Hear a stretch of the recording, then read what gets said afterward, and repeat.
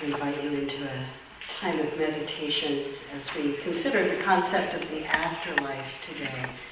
Please relax into this time with these words from the spiritual classic Zen Mind, Beginner's Mind by Shunryu Suzuki.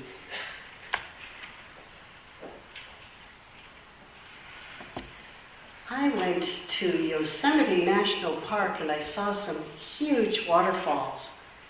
The highest one there is 1,340 feet high. And from it, the water comes down like a curtain thrown from the top of the mountain. It does not seem to come down swiftly, as you might expect. It seems to come down very slowly because of the distance. And the water does not come down as one stream, but is separated into many tiny streams.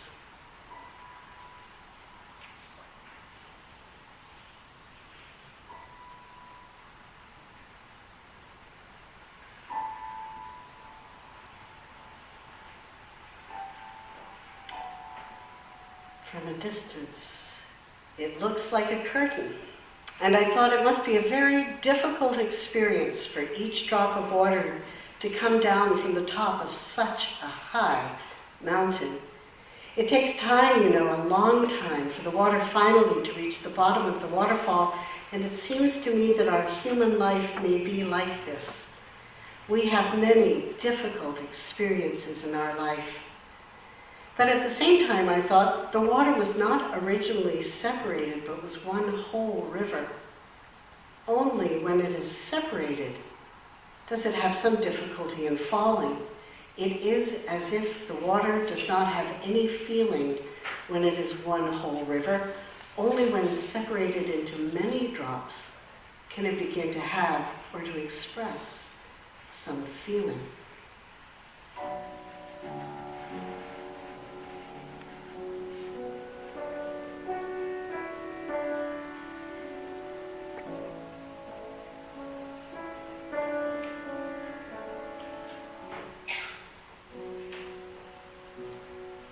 Before we were born, we had no feeling. We were one with the universe. After we are separated by birth from this oneness, as the water falling from the waterfall is separated by the wind and rocks, then we have feeling.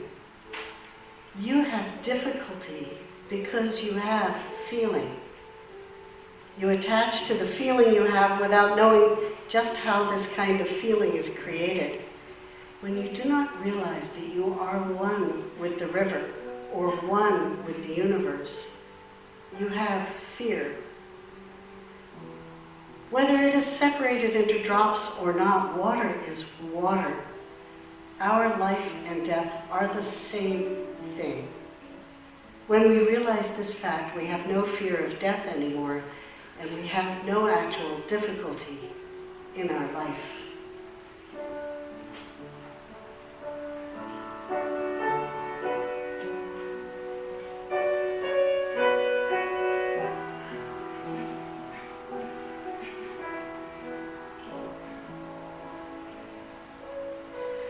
When the water returns to its original oneness with the river, it no longer has any individual feeling to it. It resumes its own nature and finds composure. How very glad the water must be to come back to the original river. If this is so, what feeling will we have when we die? I think we will have composure then, perfect composure. It may be too perfect for us just now because we are so much attached to our own feeling, to our own individual existence. From us, just now, we have some fear of death. But after we resume our true original nature, there is nirvana. That is why we say to attain nirvana is to pass away. To pass away is not a very adequate expression.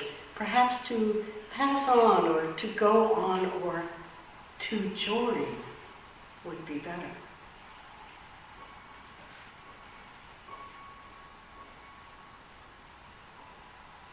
Will you try to find some better expression for death When you find it, you will have quite a new interpretation of your life.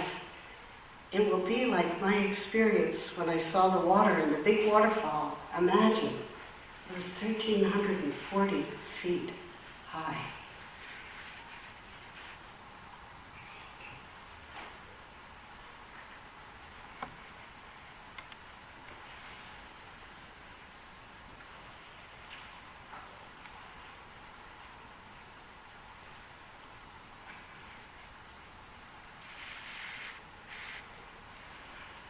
Amen.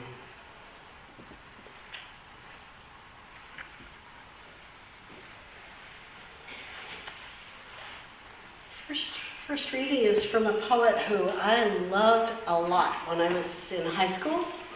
Robinson Jeffers, he holds up. Great poet, lived in California, built his own house out of rocks that he quarried himself from the beach. So he's a little bit out there. Robinson Jeffers, from Night. I and my people, we are willing to love the 80 years heartily, but as a sailor loves the sea when the helm is for harbor. Have men's minds changed, or the rock hidden in the deep of the waters of the soul broken the surface? A few centuries gone by was none dared not to people the darkness beyond the stars with harps and habitations. But now, dear is the truth. Life has grown sweeter and lonelier, and death is no evil. In the second reading, I call it an old internet joke, but I think it precedes the internet.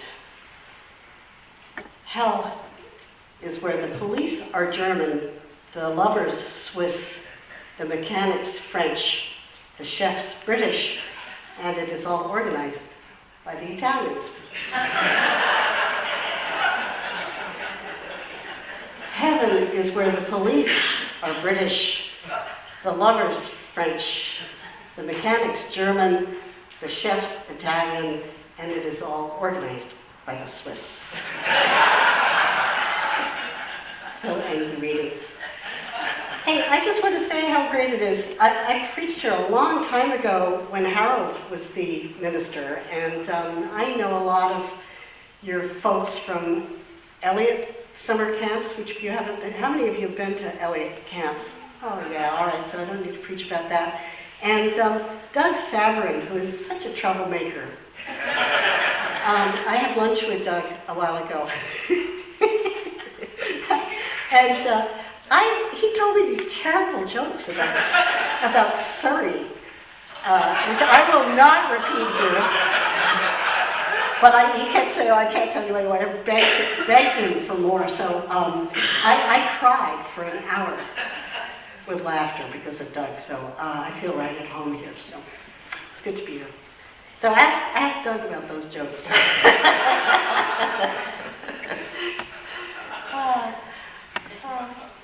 My partner's name is Nancy, and our cat's name is Mousel, which is spelled like mouse hole. She's named after a little smuggler's village in Cornwall. And Mousel sits on Nancy's lap. She never does this with me, but anyway, she sits on Nancy's lap and kneads Nancy's tummy. The picture of contentment and ecstasy. And Nancy says, lucky cat, living in this moment, not worrying about mortality. We grew up with that picture of evolution, that diagram of evolution in our heads, the creatures emerging from the sea, and then the apes, and then the humans, and as if we are the culmination and peak, the supreme achievement of the world. Lately, I've been thinking that humans' brains, our prefrontal cortex, are an evolutionary aberration, a weird accident. We don't really need all this sensitivity and awareness, all this angst, all this quest for meaning. All we really needed was a tribe for company and a good supply of berries and nuts. But no, that wasn't enough for us. We had to have cities and pyramids and steamships and slavery and war and oil pipelines. Evolution has cursed us with this oh so sensitive mind. It brings us the joys of Beethoven and sushi and figure skating and the fear of our end. We see the passage of time, we experience wrenching losses, we sense our own end approaching, and we wonder what lies on the other side of life. This is not a sermon about loss or mourning or even really about dying. Those are huge subjects worthy of a sermon series, kind of really depressing sermon series. But I just felt called for some reason to talk about something I've never in my 20 plus years in the ministry preached about, the afterlife. What happens after we die? I lost my innocent rudimentary Christian faith at age 12 after doing research for a paper on world religions for my social studies class. I consulted one book, so I did this very in-depth research about world religions, and I learned that all the great religions of the world thought they were right.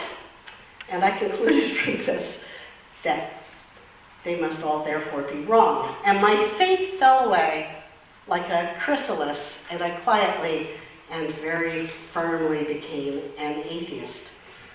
I read the daily paper, frequently in tears when I read about airplane crashes, which seemed to happen a lot in those days. And it happened a lot where I lived. My parents actually saw a plane coming down once. Anyway, so I read the newspaper and cry, thinking about the finality of it all. I was a pretty happy atheist for the next 2 decades, but eventually beset by too many questions that science did not answer well enough for me, I reluctantly said, this is a job for religion, and dragging my feet went looking for one. I once heard about a man, somebody that a colleague of mine knew, who went church shopping. He decided he needed faith, so he shopped around and he looked at many different denominations before he chose the Southern Baptists. I don't know if you have Southern Baptists at all in Canada, but we have lots of them in the United States. And he chose the Southern Baptists because they had the worst vision of hell. He figured if they were right, he wanted to be on their team. But I went church shopping, and first I found a church that had pretty good answers for everything. But then perversely, I joined up with the Unitarian Universalists, a church that had no answers at all about the afterlife. If you look at the UUA, Unitarian Universalist Association website, you will see 2 of the big questions religions have sought to answer over the years are, why does life exist as we know it, and what happens after we die? Still quoting, Unitarian Universalism won't promise you ironclad answers to these questions, but we will promise you a community of learning and support in which we are all making meaning of life and death. No answers, and you call this a religion? My first UU minister, Kirk, introduced me to this strange new faith. I asked him once, how do you comfort people when they're dying? And he said, I ask them what they believe, and then I explore that with them. All very well, I suppose. Probably people who join the UU Church or the Unitarian Church do not usually do so out of concerns about the afterlife, but out of a desire to explore meaning in this life and to create a better world in the company of like-minded folks. Still, I hardly think we are immune to the common human situation of waking in the middle of the night with a heart-sinking fear of the void. I want you to know it is really, really, I love it when people say uh-huh or nod or go, yeah, or amen, or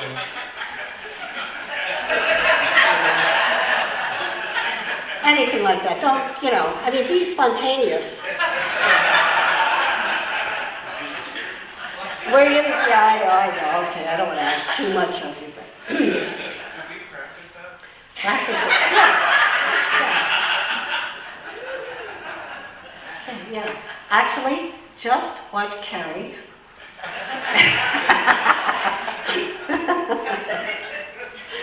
Well, the early American Unitarians believed in an afterlife. They believed in a loving, merciful, and pretty patient God who would nonetheless punish those who steadfastly resisted the call to moral living. Those upper middle class religious liberals were so devoted to reform movements of all kinds. Their struggle against ignorance, injustice, and slavery gave their lives so much meaning that some of them could scarcely imagine a heaven without a continuation of those efforts, and imagined heaven as an ongoing process of improvement and meaningful struggle. Here's a brief excerpt from William Ellery Channing, who was the founder of American Unitarianism, in his discourse preached on Easter 1834. So he's talking about the afterlife here, describing it in great detail. Just love this. The good, on approaching Jesus, will not only sympathize with his spirit, but will become joint workers, active, efficient ministers in accomplishing his great work of spreading virtue and happiness. We must never think of heaven as a state of inactive contemplation or of unproductive feeling. So much for those who dreamed of heaven as a park-like place of rest and relaxation. No, it could still be a place for good works.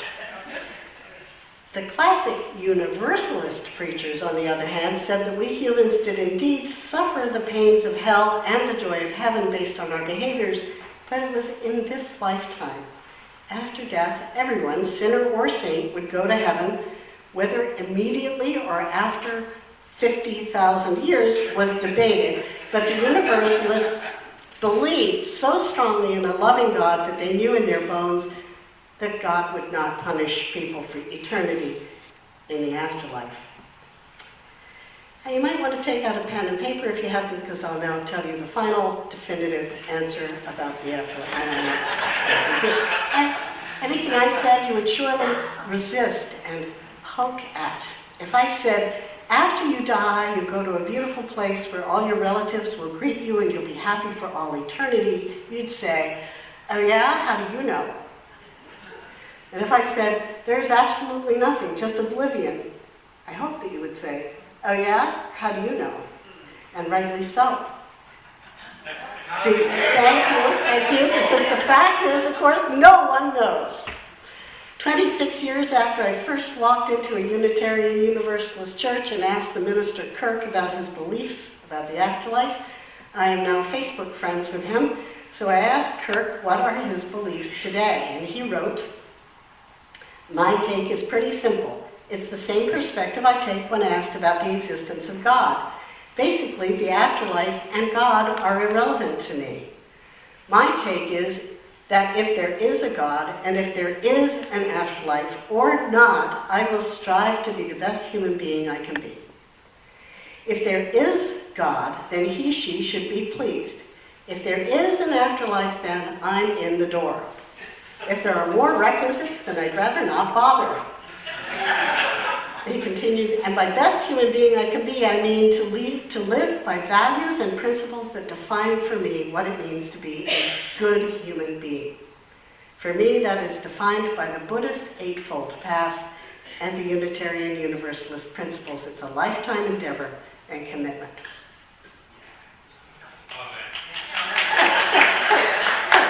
Great job. So I just wonder, in your heart, how many of you are deeply at peace? This is not where you raise your hand or anything, I'm just wondering. I'm wondering how many of you are deeply at peace about the afterlife. How many of you feel at ease with whatever you envision on the other side of death, whether that is oblivion or reincarnation or an experience of everlasting unity. I wonder how many of you deeply fear the whole topic and avoid thinking about it as much as possible. And I wonder how many of you feel, as I do, torn and confused, alternating perhaps between a Unitarian hyper-rational attitude of when we die, that's it, and a universalist faith that at the heart of all existence there's an eternal and all-accepting love. At 4 a.m. do you awaken in a panic and lie awake face to face with a fear of oblivion? On a sunny, glorious day, or in the depths of prayer or meditation, do you feel an indescribable connection and reassurance, as I've been blessed to experience just a few times in brief but unforgettable moments, and wordless reassurance, a cradling and embrace. How important is it, what we believe about the afterlife? To my friend Kirk, it's not important at all. But what if our beliefs about the afterlife actually make our lives better or worse right now? What if our beliefs about the afterlife actually have the power to make us more unhappy, unkind, judgmental, disconnected, or more contented, active, generous, and connected? What if our beliefs about the afterlife have the power to give our lives meaning and richness? And what if we could actually entertain the notion that our beliefs about the afterlife might change and evolve, just as our beliefs about all kinds of things have changed and evolved throughout our lifetimes? My colleague Alison Farnham tells a great story about something that happened at her grandmother's funeral. The minister, some kind of Protestant minister, said, "Imagine that your Creator especially selected a gift for you on the day you were born.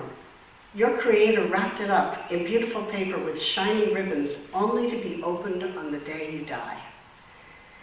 Allison began to realize that she could imagine exactly what that gift was. Her grandmother would be greeted by her parents. She'd be at her beloved lake, splashing around and water skiing. And she just could envision that whole thing for her grandmother. And so Allison says, "I was given by this fabulous minister the gift of thinking what I would want. Not if I think it's real or rational, but what I want. And thinking about that has helped me prioritize what I value. What is heaven? As Unitarians, we try to make heaven on earth in the here and now, but by thinking of what comes after, it may affect how we are in the here and now." In our Unitarian faith, we tend to have an over-reliance on the head and not enough reliance on the heart. Anybody with me? Anybody with me? Thank you. Anybody? What if we corrected that just a little bit? What if we softened our focus on reason and materialism and loosened up our imaginations about what could happen after death? What if we approached it not with fear and dread, not with indifference and detachment, but in an imaginative, creative, and playful spirit? If freedom is a core value for Unitarians, why not exercise our freedom to be playful, to choose what we'd like our afterlife to be like, and then try to make our remaining days as much like that as we can?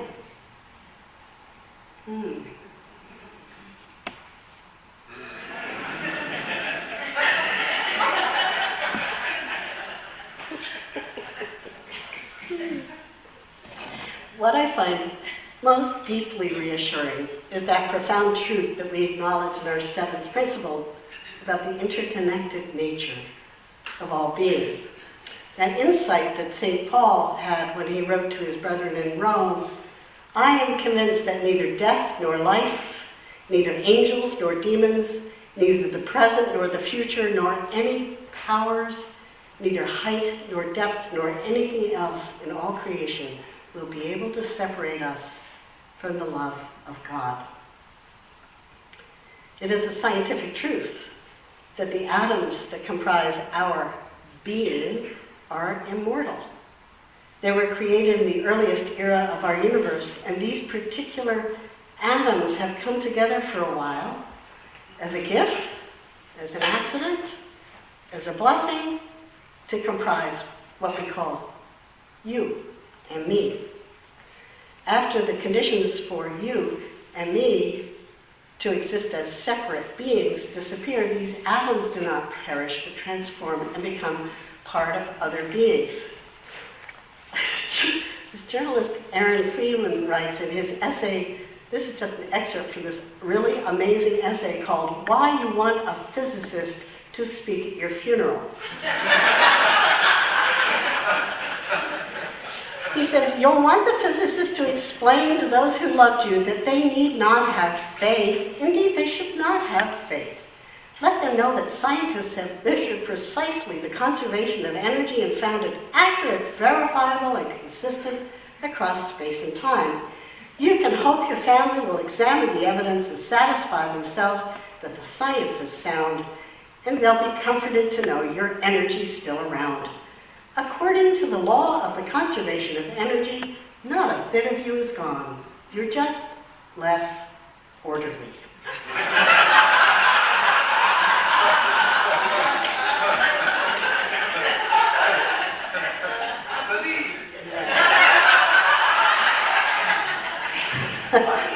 Some of us are already not very orderly.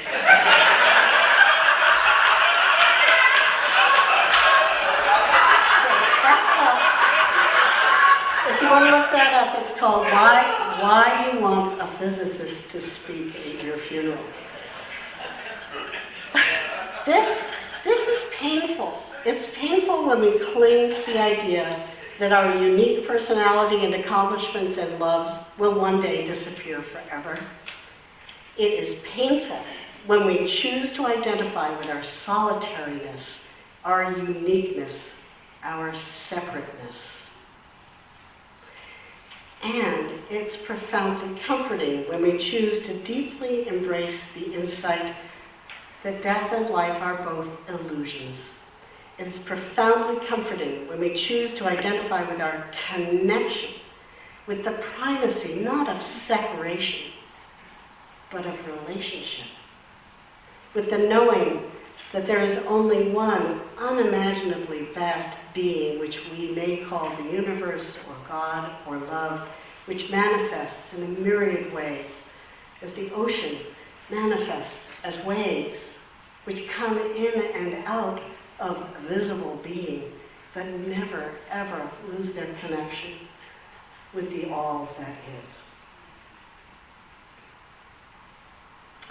Our Unitarian dependence on reason can deprive us of insights into the real nature of life and death that are best expressed in metaphor, in image, in music, in playful exercise of the imagination. For a rich resource of the latter, I recommend the book Sum, that's spelled S-U-M, Sum, 40 Tales from the Afterlives by David Eagleman. Eagleman, a neuroscientist, wrote Sum to explore 40 different visions, possible visions of the afterlife. There's the afterlife where you discover that your creator is a species of small, dim-witted, obtuse creatures who keep asking you, "Do you have answer?" Or there is the afterlife in which we discover our true essences, that we are in fact enormous, 9-dimensional beings charged with the maintenance of the cosmos. When we're exhausted by the work, we're reincarnated as humans and abandon our huge responsibilities. There's the afterlife where you get to choose to be whatever you want to be in the next life. Eagleman proposes an individual who in search of a simpler life decides to become a horse. But during his metamorphosis, realizes that the slide down the intelligence ladder is irreversible. You forget what it was like to be a human, wondering what it was like to be a horse. Among the most poignant is the afterlife populated only by people you remember. After a while, you begin to notice that there's no opportunity of meeting strangers, and the world is actually quite empty. He says, you begin to complain about all the people you could be meeting, but no one listens or sympathizes with you because this is precisely what you chose when you were alive. His little essays are skits on the conundrums of creation itself. God is variously imagined as male, female, non-existent, or concerned only with microbes. We are an accidental and irrelevant byproduct. Aikman says that none of the stories is meant to be taken as serious theological proposals, but instead that the message of the book is the importance of exploring new ideas beyond the ones that have been traditionally passed down. And Aikman describes himself as a possibilian. Possibilian. Can we all say that together? Possibilian. I was instantly converted. Possibilianism is a philosophy which rejects both the diverse claims of traditional theism and the positions of certainty in strong atheism in favor of a middle exploratory ground. Asked whether he was an atheist or a religious person, Aikman replied, "I call myself a possibilian. I'm open to ideas that we don't have any ways of testing right now. Our ignorance of the cosmos is too vast. Our ignorance of the cosmos is too vast to commit to atheism, and yet we know too much to commit to a particular religion. A third position, agnosticism, is often an uninteresting stance in which a person simply questions whether his traditional religious story is true or not true. But with possibilianism, I'm hoping to define a new position, one that emphasizes the exploration of new, unconsidered possibilities. Possibilianism is comfortable holding multiple ideas in mind. It is not interested in committing to any particular story." So in the spirit of possibilianism, and to close, I'd like to share just two images or possibilities of the afterlife that have been very meaningful to me over some decades now. And the first one is that excerpt from Zen Mind, Beginner's Mind, that I shared as the meditation. The image of our individual lives as drops of water leading a difficult existence as they fall, and death as a merging and an end to the pain of separateness. And the other metaphor that I really love is from a poem by Jan Seal called Nape. It's a poem about the nape of the neck, and it's an Easter poem. It's about the idea of resurrection. And at the end she says, "When I die, I'd rather not be redeemed like a gymnast recovering on a trampoline, springing from grave to feet blinded by an eastern sun. Rather, let God come like a thick, dumb mother cat, pick up what's left by the nape of its neck, and move it to safe quarters." When I officiated a memorial service, it's a difficult matter to find something reassuring and yet honest to say to the mourners, who may comprise a wide assortment of beliefs, from Christian to atheist. So I talk about the predominant value at the core of my universalist faith, which is love. I say, I believe that in some mysterious manner we live on after our deaths in those things that in life we loved the most, and those things that in life we loved the most.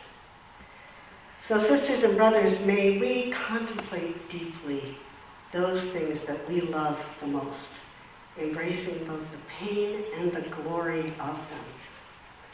That the days we do have will be made glad, and may we be possibilians, permitting ourselves the freedom to imagine an afterlife filled with the greatest joys, the best love, the most justice, that we may be moved to continue to help create sparkling fragments of heaven here on earth.